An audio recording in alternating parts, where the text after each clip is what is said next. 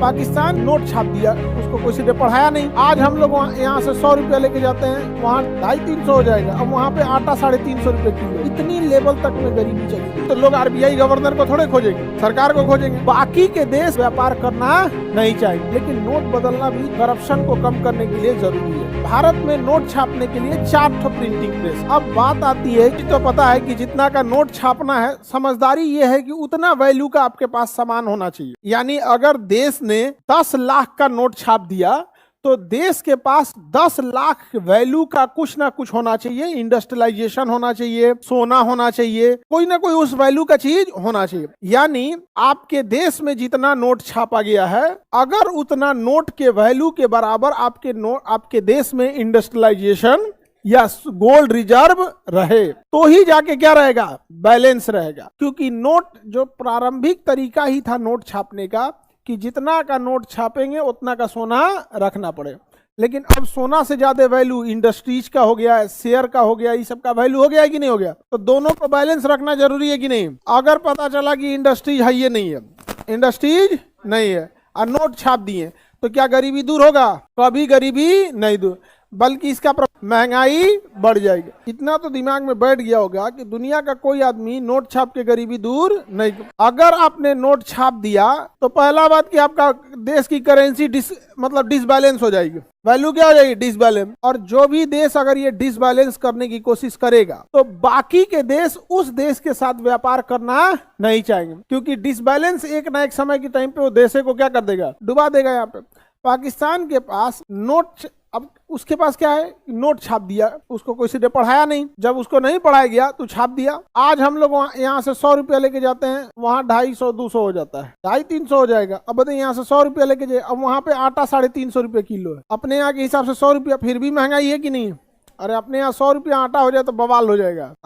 34 रुपया पटना में ना है, गांव में तो आजो देहात में लोग आटा गेहूं पिसवा लेता है, आप पैसों ना दे पिसाई का जर्ती कटवा लेता है। ओह मैं टेंशन रख लियो, जर्ती कटवा लेता आदमी, पैसा बचा लेता आदमी। तो नोट छापने से इन्फ्लेशन बढ़ जाएगा कि नहीं बढ़ जाएगा? समझ में आ गया? तो जितना वैल्यू का रहे उतना वैल्यू का क्या करना चाहिए, नोट छापना चाहिए। अब बात आती है कि नोट छापने की जिम्मेदारी हम लोग किसको देंगे, आरबीआई को। लेकिन अगर आरबीआई का गवर्नर बिना वित्त मंत्रालय के लिखित परमिशन नोट छाप दिया तब, क्योंकि अल्टीमेटली बवाल होगा तो गवर्नमेंट को झेलना होगा। तो कहा गया है कि भाई देखो आरबीआई वाले लोग, नोट छापना असली है नकली है, डिजाइन कैसा है, किस बैंक तक पहुंचाना है, कश्मीर से कन्याकुमारी तक पहुंचाने की जिम्मेदारी आरबीआई की है। लेकिन नोट छापने से पहले हमसे पूछना जरूरी है, न तो तुम छाप देगा डिसबैलेंस कर देगा, महंगाई बढ़ेगी तो लोग आरबीआई गवर्नर को थोड़े खोजेंगे, सरकार को खोजेंगे। तो बिना सरकार की अनुमति वो नोट छाप सकता है, 10,000 रुपया तक छाप सकता है। लेकिन 10,000 से ज्यादा छापना है तो बताइए 10,000 का नोटे छाप के क्या कर लेगा? इतना बड़ा भारत देश में आरबीआई बिना गवर्नमेंट परमिशन कितना नोट छाप सकता? 10,000 रुपया। हाँ, एक साल में एक बार 10,000 छाप दी, आपकी अनुमति खत्म। अब जब छापना है तो किससे पूछिए, सरकार से पूछिए। और सरकार से अब अभी के आरबीआई गवर्नर को सबको तो और दिक्कत होता होगा कि साहब यही मॉडल छापना है कि फिर बदलने का सोच रहे हैं। मोदी जी कहते नहीं अभी यही मॉडल चलेगा, अभी इसको यही मॉडल चलने दो आप। तो बिना सरकार की अनुमति आरबीआई कितना नोट छाप सकती है? कोई मतलब बनता है 10,000 जी? तो नॉर्मल चीज है यहाँ पे। भारत में जो व्यवस्था है, तो जो गरीबी रेखा का मापक है ना कि 35 रुपया डेली, 40 रुपया डेली, एक फैमिली की इनकम भारत में आज भी ऐसी फैमिली है जो महीने का ना जो 8 से 10,000 ही कमा पा रही। अगर ये पूरी फैमिली को जा रहा है तो बहुत ही चिंताजनक है, पूरी फैमिली को जा रहा है। या फिर इसका मानक सेट कर दे कि 10,000 मिनिमम होना ही चाहिए, 10,000 मिनिमम होना चाहिए। तो इतना मापक रहता है तो कम से, ये मिनिमम मापक है, मैक्सिमम अडानी बन जाओ, लेकिन मिनिमम भी एक लेवल तक रहना चाहिए। हमारे यहाँ मिनिमम इतना नीचे है जिसका कोई हद नहीं। राशन कार्ड वाले पे हम लोग को लगता है कि 5 किलो आज चावल दाल जो गेहूं चावल मिल रहा है, ये बहुत लोगों के लिए जीवन का साधन है, उतना ही। इतनी लेवल तक में गरीबी चली गई है। तो आरबीआई नोट 10,000 छाप सकता है, उससे ज्यादा छापने के लिए आरबीआई छापेगा, लेकिन अनुमति किससे लेगा? भारत में नोट छापने के लिए 4 प्रिंटिंग प्रेस है।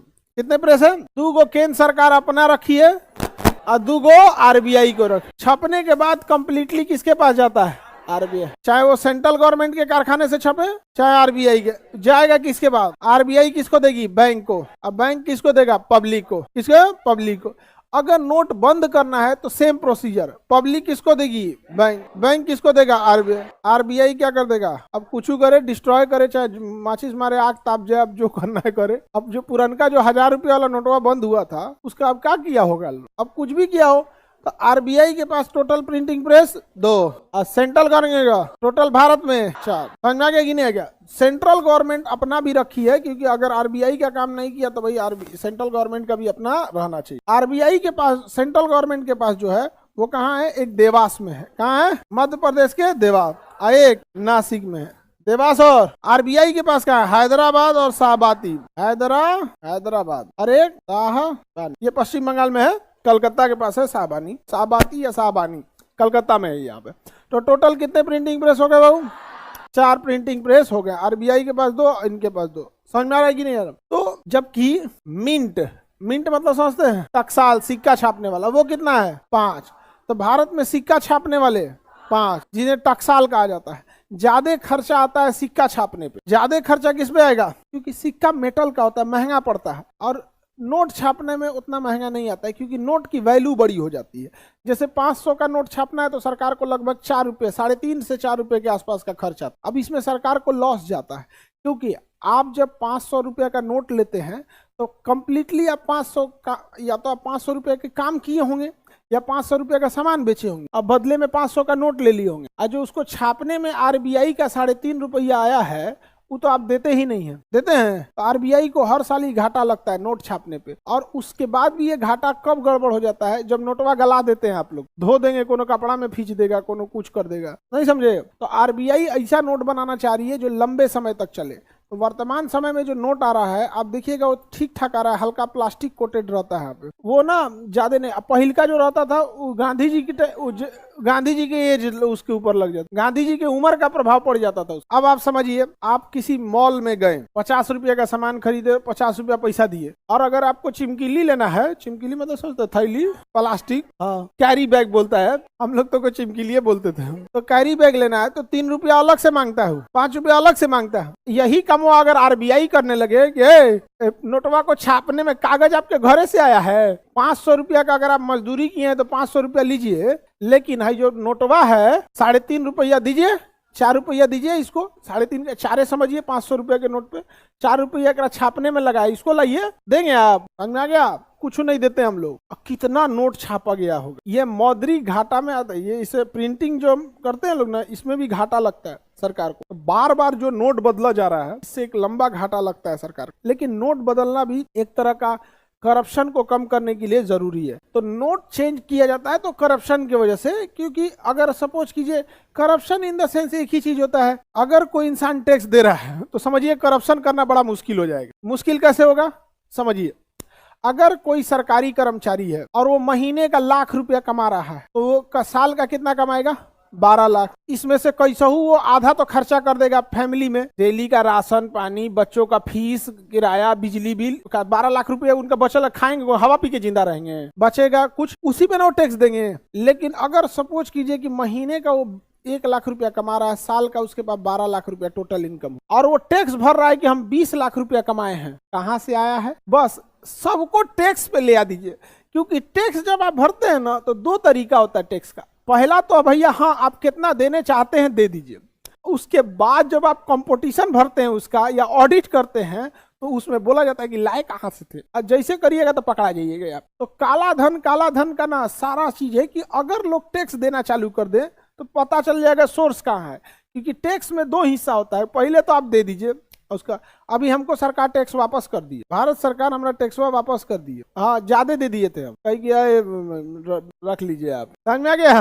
हम लोग ये सब कभी चोरी वगैरह का काम नहीं, जितना है भैया देश के लिए ही जा रहा है यहाँ पर। जैसे आप सोचते हैं कि कमाया जाए ज्यादा से ज्यादा, वैसे एक बार सोचिएगा कि ज्यादा से ज्यादा टैक्स भी दिया। अब जैसे कोई करप्शन कर रहा है, अभी करप्शन का भारत में तो एक है चीज कि जिसको जहां मौका मिलता है वहीं करप्शन करता है। अब बदनाम हो जाते हैं सब नेता सब, क्योंकि वो दिख जाता है। सबसे सिंपल तरीका होता है कि अपने एरिया के सांसद विधायक को ले लो, यही करप्शन कर रहा है। जबकि जमीन पे जब आप उतरिएगा ना, जिसको जहां मौका मिलता है वहीं कर डालता है करप्शन। अब किसी को काम करने के लिए आप लाएं, घरे काम करना, वो सुस्ता रहा है, मालिक नहीं है वो सुस्ता रहा है, टाइम का करप्शन है। जिसको जहां मिल रहा है ना वह कर डाल रहा है करप्शन।